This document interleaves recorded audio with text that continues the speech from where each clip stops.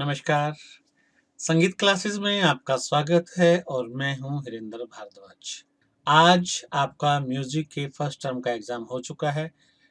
उम्मीद है अच्छा किया होगा और मुझे ये बताते हुए खुशी हो रही है कि एक क्वेश्चन को छोड़कर बाकी सभी क्वेश्चंस मैं आपको अपने ट्यूटोरियल में करवा चुका हूं। वैसे तो मेरा विचार था कि मैं अब अगले टर्म के ट्यूटोरियल बनाऊंगा, लेकिन लेकिन फिर मुझे लगा कि आज के क्वेश्चन पेपर की तो बना ही देनी चाहिए, ताकि आप खुद एग्जामिन कर सकें कि मेरी और आपकी मेहनत क्या रंग लाई है। तो बिना टाइम वेस्ट किए चलते हैं पहले क्वेश्चन की ओर। आपकी स्क्रीन पर क्वेश्चन पेपर है। शुरू में कुछ इंस्ट्रक्शन है, लेकिन उसकी कोई जरूरत नहीं है और मैं डायरेक्ट पहले क्वेश्चन पर आ रहा हूँ। पहला क्वेश्चन है, राग भैरव का वादी स्वर है। ऑप्शन ए तीव्रगा, बी कोमलधा, सी कोमल रे और डी पंचम मतलब पा। और भैरव राग का वादी स्वर होता है कोमलधा, मतलब बी ऑप्शन ठीक है। फिर दूसरा क्वेश्चन है, जब ताल में विभाग है। जब ताल में 4 विभाग होते हैं। ऑप्शन ए में 3 है, बी में 2 है, सी में 4 और डी में 5। जब ताल में दो तीन मात्राओं के 4 विभाग होते हैं, तो सही जवाब रहेगा सी। तीसरा क्वेश्चन है, बागेश्वरी में कोमल स्वर है। बागेश्वरी काफी थाट से उत्पन्न होता है, इसलिए गा और नी स्वर कोमल होंगे। तो इसका ऑप्शन बनेगा, पहला है रेधा, दूसरा गानी।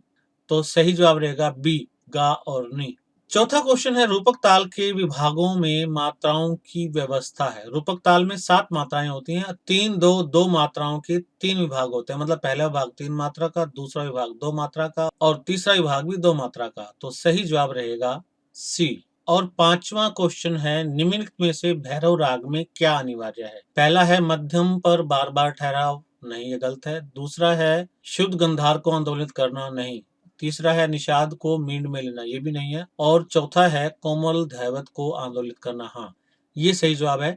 तो पांचवें क्वेश्चन का जवाब रहेगा डी। राग भैरव में ऋषभ और धैवत दोनों स्वरों को बार बार आंदोलित किया जाता है। छठा क्वेश्चन है, रूपक ताल में खाली किस मात्रा पर पड़ती है।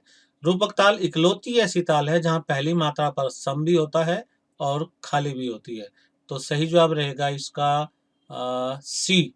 सी में 1 है, तो छठे क्वेश्चन का सही जवाब सी। उसके बाद सातवां क्वेश्चन है, किस ताल में धिट धिट बोलों का प्रयोग होता है। इसका सही जवाब है धमार ताल। धमार ताल के बोल हैं क धी ट धा आ ग ती ट ता आ। तो सही जवाब रहेगा बी। आठवां क्वेश्चन है, राग बागेश्वरी का गायन समय है। बागेश्वरी को रात के समय गाया जाता है। इसके ऑप्शन है प्रातःकाल, मध्य रात्रि, दिन का प्रथम प्रहर और मध्याह्न मतलब दोपहर। तो मध्य रात्रि इसका सही जवाब है, 8वें का ऑप्शन बी। नौवां क्वेश्चन है, स्वरों को द्रुत या अति द्रुत लय में गाए जाने पर उसे क्या कहते हैं। ऑप्शन ए अलंकार, बी आलाप, सी तान और डी मींड। तो सही जवाब रहेगा तान।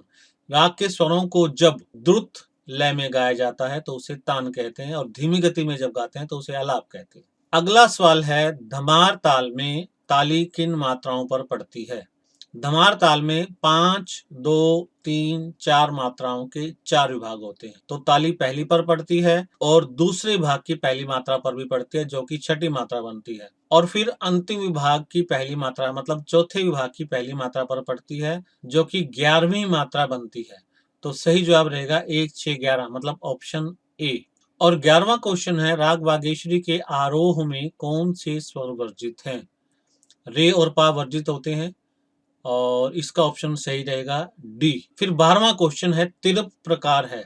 ये इकलौता ऐसा क्वेश्चन था जो कि मैंने आपको नहीं बताया था। मैंने आपको गमक के प्रकार नहीं कराए थे और ये गमक का एक प्रकार है। तो सही जवाब रहेगा बी। इसके बाद दूसरा पोर्शन शुरू होता है और दूसरे पोर्शन का पहला क्वेश्चन है, राग भैरव का गायन समय है। राग भैरव प्रातःकालीन संधि प्रकाश राग है, तो इसका समय रहेगा प्रातःकाल मतलब सी। नेक्स्ट क्वेश्चन है, आलाप क्या है। आलाप जब राग के स्वरों का धीमी गति में विस्तार किया जाए, तो इसका ऑप्शन रहेगा ए। 15वां क्वेश्चन है, धिट धिट लय कहलाती है। यहाँ आप देखें तो एक अर्धचंद्राकार है और उसके अंदर 4 बोल लिखे हुए हैं, मतलब ये चारों बोलों को एक मात्रा में बोलना है। जब एक मात्रा में 4 बोल बोले जाते हैं तो वो चौगुण लय बनती है। तो सही जवाब होगा बी। इसके बारे में मैंने आपको ताल वाले टॉपिक में समझाया था। नेक्स्ट क्वेश्चन है, रूपक ताल में ताली की संख्या। पहली मात्रा पर खाली होती है, कुल 3 विभाग होते हैं, तो ताली की संख्या रहेगी 2 और सही जवाब है डी। 17वां क्वेश्चन, राग भैरव का थाट है काफी, कल्याण, भैरव और विहाग। राग भैरव अपने थाट का आश्रय राग है, तो जाहिर है ये राग भैरव से उत्पन्न हुआ है, तो सही आंसर रहेगा सी। 18वां क्वेश्चन, धमार ताल के विभागों में मात्राओं की अवस्था है 5, 2, 3, 4, अभी मैंने बताया था आपको, तो सही जवाब रहेगा बी।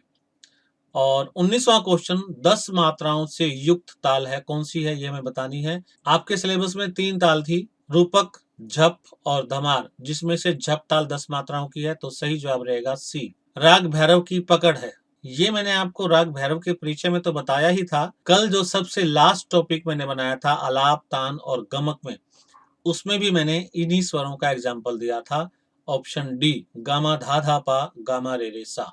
और नेक्स्ट क्वेश्चन है, संगीत रत्नाकर के रचयिता पंडित शारंग देव जी हैं, ऑप्शन ए सही जवाब। 22वां क्वेश्चन है, उत्तरांग वादी राग होता है, जिस राग का वादी स्वर सप्तक के उत्तरांग मतलब पाधा निशा में से कोई एक हो, उसे उत्तरांग वादी राग कहते हैं। ये मैंने आपको रागों गायन समय बताया था, तो सही जवाब रहेगा सी, वह राग जिसका वादी पा तथा तार सप्तक के सा के बीच में हो। 23वां क्वेश्चन है, सारेगा रेगामा गामा पा स्वर समुदायों के रूप में स्वरों के क्रमिक प्रयोग को क्या कहते हैं, ये बताना है हमें। ये एक अलंकार बन रहा है, मैंने आपको अलंकार के ट्यूटोरियल में बताया था, स्वरों के नियमित क्रम को, नियमित पैटर्न को अलंकार कहते हैं, तो इसका सही जवाब रहेगा डी। 24वां क्वेश्चन है, किस ग्रंथ को सप्ताध्यायी कहते हैं, ये है संगीत रत्नाकर, मतलब सही जवाब है ए। इसी के साथ ही हमारा दूसरा पोर्शन भी खत्म होता है और तीसरे पोर्शन का पहला क्वेश्चन है, नीचे 2 कथन दिए गए हैं, उत्तर के रूप में सही विकल्प का चयन कीजिए। पहला है जप ताल में 10 मात्राएं होती हैं, ये ठीक है।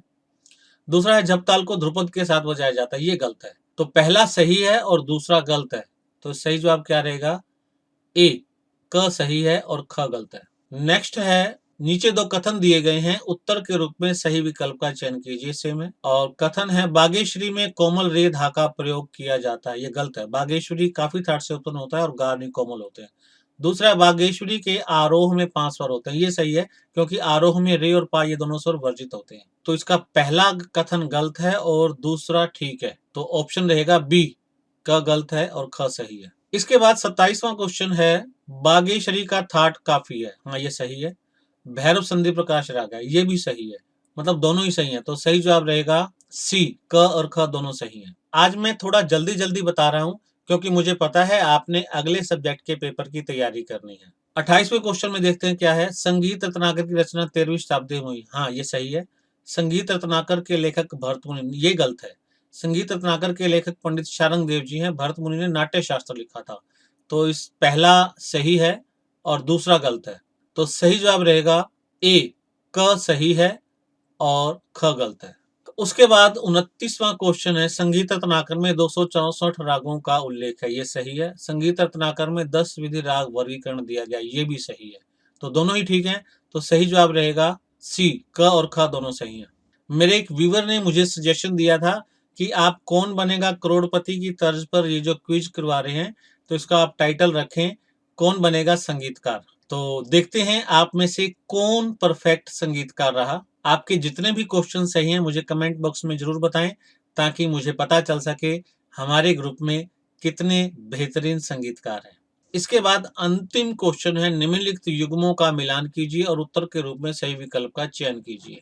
ए में दिया हुआ 3 ताल, 3 ताल में 16 मात्राएं होती हैं, तो ए का जवाब रहेगा 2। बी में झपताल है, झपताल में 10 मात्राएं रहेंगी, तो जवाब रहेगा 1।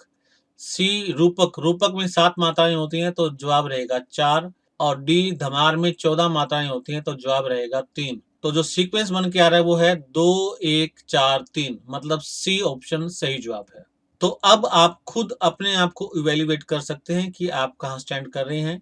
आज मैं आपका ज्यादा टाइम नहीं ले रहा हूँ, क्योंकि मुझे पता है आपने अगले पेपर की तैयारी करनी है, इसलिए आज के लिए इतना ही काफी है। फिर मिलते हैं सेकंड टर्म के पहले टॉपिक के साथ, तब तक के लिए नमस्कार।